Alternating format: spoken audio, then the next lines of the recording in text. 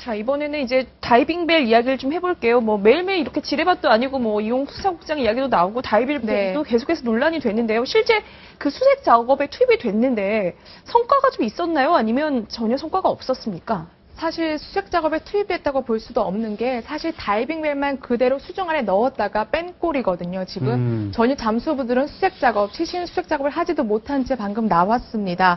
그리고 지금 방금 이종인 대표가 비공식적으로 다이빙벨은 실패했다 이렇게 밝혔는데요. 아, 그런가요? 네, 그래서 기자들이 지금 공식 인터뷰를 해달라, 왜 실패했는지 또 실패했다는 발언도 좀 공식적으로 해달라 요청하고 있는 상황인데 지금 이종인 대표가 바지선 위에 그 숨어서 지금 나오지 않고 있는 상황이라고 합니다. 그래서 한번 들어보죠. 네. 모든 거 포기하고 그렇게 이제 결정을 한 거예요.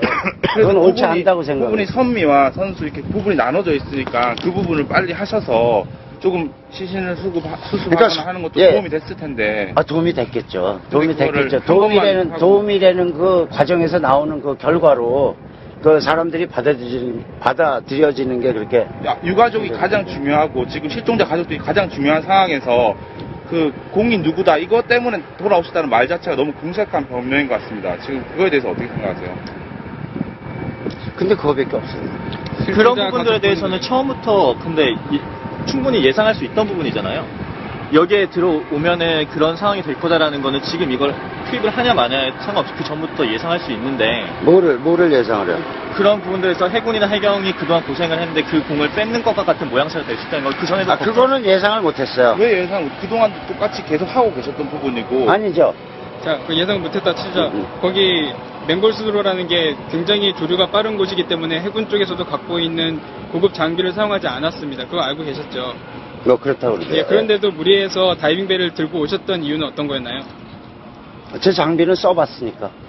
단지 그겁니까? 네. 아니 써봤으니까 그 조리에도 할 수 있는 거는 나한테는 증명이 된 거 아니에요. 그러면 공을 지금 뺏는 내가 걸 떠나서 다이빙벨이, 공을 뺏는 걸 떠나서 만약 다시 할 수 있다면은 다시 도전하시겠습니까?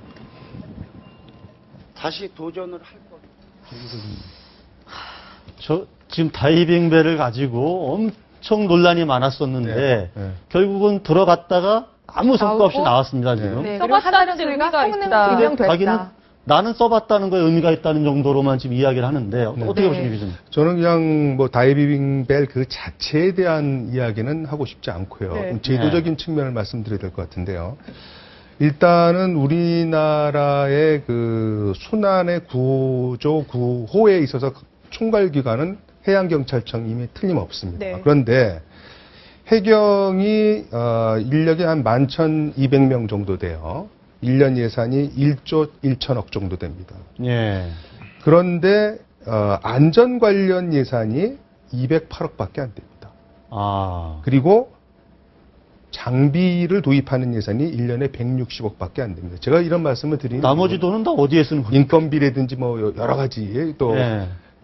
구조만 하는 것이 아니라 그 여러 가지 해안 경비라든지 다양한 업무가 있습니다. 그러다 보니까는 민간 쪽을 쳐다볼 수 없는 상황이 됐다라는 거. 그거 한 가지 좀 짚고 싶고요. 인간을 쳐다볼 수밖에 없는 상황이 그런 됐다는 상황이죠. 거죠. 네. 또 한 가지 좀 법제도적인 측면이 뭐냐면 이 재난 현장을 한번 가보십시오. 민관군이 열심히는 하죠. 네. 근데 굉장히 혼잡스럽고 일사불란하지 않죠. 그거는 법제도적인 측면에 순환구호법만 보더라도 현장 질서를 유지하고 구조요원의 안전 확보를 위한 여러 가지 현장 지휘관의 권한이 미비되어 있습니다.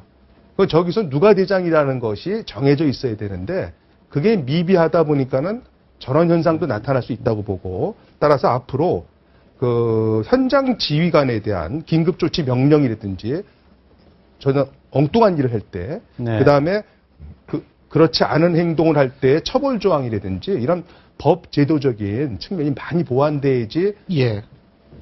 제가요. 될 것이다. 예. 네. 교수님 말씀에 전적으로 동의를 하고 좀 이 연결에 대해서 좀 여러 가지 얘기를 좀 하고 싶어요. 첫째로 지금 연합뉴스 보도에 따르면은 이 가족들이 불만이 많다는 겁니다. 다이빙벨을 믿었어요. 왜 믿었는지 아세요? 이 이종이라는 분이 방송에 나와가지고 다이빙벨만 들어가면 20시간 작업할 수 있고 뭐하고 그렇죠. 그런 얘기. 조류와도 상관없이. 그렇죠. 예, 예. 뭔가 그런데 상징처럼. 그런데 지금 사실은 그 수색한 것이 2명이 수색에 참여했고요. 25분과 20분 수색을 했다는 거예요. 예? 그러니까 여기 그대로 기사가 어떻게 됐냐면 가족 브리핑에서 실효성, 가족들이 다이빙벨의 실효성, 수색 일시 허비, 잠수사의 능력 문제에 의문을 제기했다는 겁니다. 예. 가족은 이렇게 얘기했다고 합니다. 다이빙벨 작업으로 4일간 선미 쪽 수색 작업이 제대로 진행되지 못했다. 그렇다면 사실은 저분이 선체에 진입을 했다. 난 성공했다. 지금 실종자 가족들은 실패한 거예요. 거기 왜 다이빙벨 시험하려고 우리가 저거 한 건 아니지 않습니까? 그렇죠. 예. 전 실패한 거고 제가 한 가지만 더 지적하겠습니다. 그거는 사실 요새 언론의 행태인데요. 우리 뭐 다 공개해서 얘기하죠. 언딘이라는 이제 회사 얘기가 나오고 있습니다. 그죠? 근데 그 언딘이라는 회사, 저는 그 회사와 해경과의 커넥션이 있는지 없는지 그건 우리가 알 수가 예, 없죠. 그렇죠. 예. 그런데 중요한 건 뭐냐면 어떤 이 방송의 보도를 보면 언디는 악이고 다른 잠수사는 선이라는 식으로 돼 있는데 저는 사실 저도 이제 이 아침 프로를 진행하는 입장에서 저도 이제 듣는 얘기가 있는데 현장에 막상 가보면 누가 절대 악이고 누가 절대 선이라고 절대로 얘기할 수 없다는 거예요. 예. 그런데 사실은 그 보도들이 여태까지 태도가 뭐냐면 자꾸 구분을 하는 거예요. 그렇죠. 이쪽은 선이고 이쪽은 악이고 이렇게 되니까 가족들 얼마나 불안합니까? 그러니까 실제적으로 이거 다이빙벨? 야 이거 뭐 자꾸 못하게 하는 거 이거 무슨 의욕이 있는 거 아닌가라는 생각이 들고 그러니까 결국은 뭐예요? 그거 아니라고 그래가지고 지금 했는데 결과는 이렇게 나온단 말이에요. 그러니까 사실은 저는 언론들도 뭐 다수는 안 그렇다고 저는 생각합니다만 일부라도 지금이라도 좀 모든 걸 선악의 구도로 판단을 하지 말았으면 좋겠다. 네. 한번 좀 한번 들어보죠. 지금 이종인 씨의 얘기를 한 번 더 계속 들어보겠습니다. 잘 이루어졌습니다. 예, 여기까지 하시죠. 그만하겠습니다. 알겠습니다.